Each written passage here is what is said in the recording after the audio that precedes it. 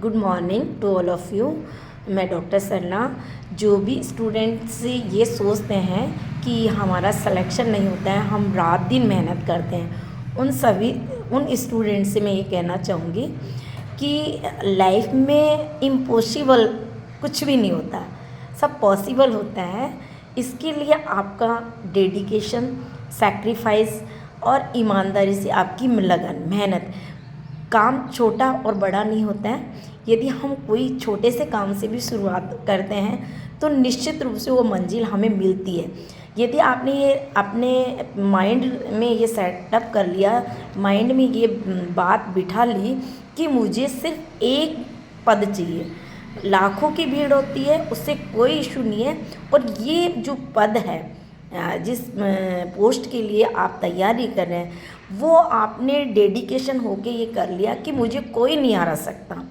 आपने ये अपने आप से सेल्फ कॉन्फिडेंस के साथ अपने आप से वादा कर लिया कि मुझे कोई चैलेंज नहीं कर सकता और मेरी लाइफ में इम्पॉसिबल वर्ड है ही नहीं। तो निश्चित रूप से मैं दावे के साथ कह सकती हूँ कि आपको वो टारगेट मिलेगा।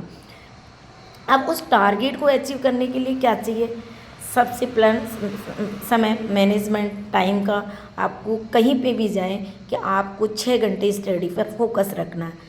पूरा मायने ही नहीं रखता कि 6 घंटे पढ़े, 6 घंटे में भी मुझे 10 पेज क्लियर करने हैं, यानी डेली का 2 टॉपिक 3 टॉपिक मुझे क्लियर करना है। ये आपको दिमाग और पूरी तरह से डिसिप्लिन रहना।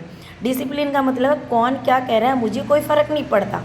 मैंने अपनी लाइफ में इम्पॉसिबल वर्ड तो निकाल ही दिया, मुझे हर चीज़ को पॉसिबल बनाना है।